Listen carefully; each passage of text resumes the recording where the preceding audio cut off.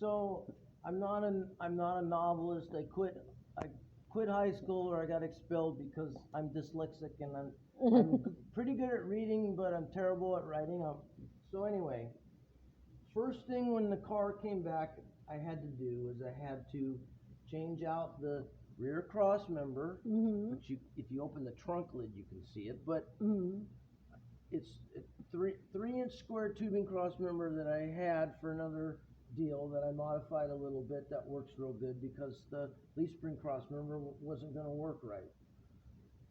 So after I did that, then I had to establish what the angle of the radius rods was going to be, because the angle on the rod ends wasn't enough to bring the radius rod all the way into the middle of the rear end. Once I figured that out, it took me the better part of 3 days just to make the radius rods, because I had to weld these sleeve in place and then create all these upper pieces right here to attach the other sleeve to, and then I had to completely weld the bottoms of them because they're open and they're nasty and rusted and spitted, nasty crap out. So you weld and you grind out the crap, and you weld again until you finally get all the pores out of it.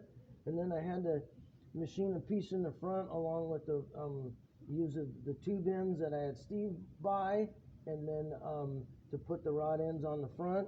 And once I did that, then I had to make spacers, because the rear radius rod brackets slash shock mounts are 1/2 an inch wider than the rod ends were. So I machined those and welded those in place, and then I had to open up the half moon holes in the plates because they're made for a 9-inch forward rear end with a 3-inch tube, and the banjo rear end's considerably bigger around. Okay, so once I get that done and I get the radius rods tacked on the rear end and the pinion angle set right, so then I worked on the brackets for the front, and I had to fabricate the brackets for the front to attach the radius rods to the transmission cross member. And I also, a little later, after I did some other things, in the process of welding everything up, I removed it and added extra gusseting and welded it all up on the bench. Okay, so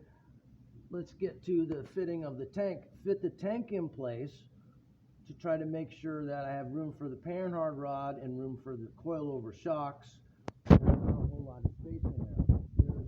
There's two different pieces of square, well, one's square and one's rectangular tubing that I welded in here to extend from the stock Model A frame. I left part of the stock cross member because that's where the body bolts to.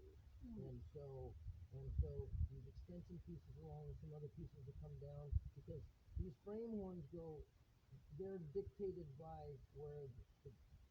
the gas tank. In fact, the instructions that come with the quote-unquote kit say the both hold them together, slam it up underneath the car, and then you're on your own. And then I also added some extra 1.25 round tubing diagonal braces that go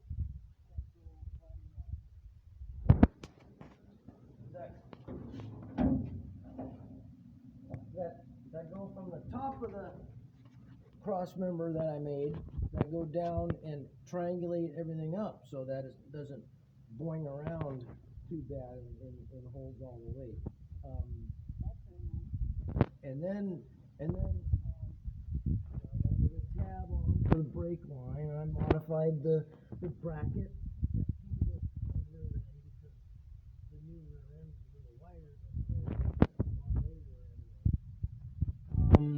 and then in moving the seat back, of course,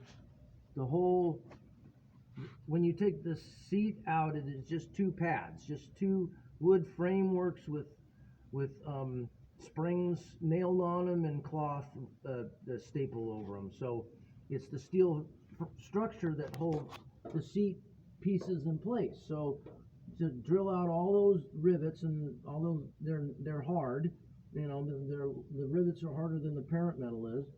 Drill out all those rivets, and then I added 2 3/4 inch square tubing cross members there in the front, and then back here I just took 4 inches off of the sheet metal and then put it back in and welded in place. But there's also little side pieces right there that I had to move, and drill the rivets out and move back, and then of course the seat platform itself.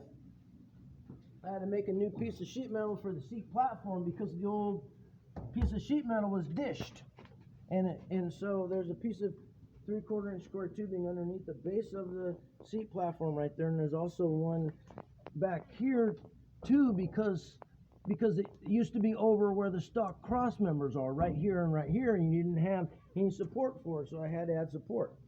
And so, and then like I said, the shifter, it's adjustable and it needs to be moved back. It's not, the linkage isn't adjusted right, and the pedal pad needs to be welded on the brake pedal, and the emergency brake lever there needs to be a bracket on the rear end for the lever, and also a bracket on the rear end for the cables. And then also the cables too will need adapters machined. I did it on both of Steve's cars. You just cut this little piece off the end that holds a rubber boot, and then I machine a little sleeve with 7/16 fine threads in one end, and then I think this is 3/8 or no, I think it's maybe it's 1/2 inch. I don't know, I'll have to measure. But anyway, and then just tack it on there with a TIG welder, and then the low-car cable sheath spins right on there, and then you have to shorten the spring a little bit or something like that. But it's no big deal, and it's way better and easier than trying to modify the original stuff, because nothing's in the same location, and you have this floppy cable, and I have to put tabs to no.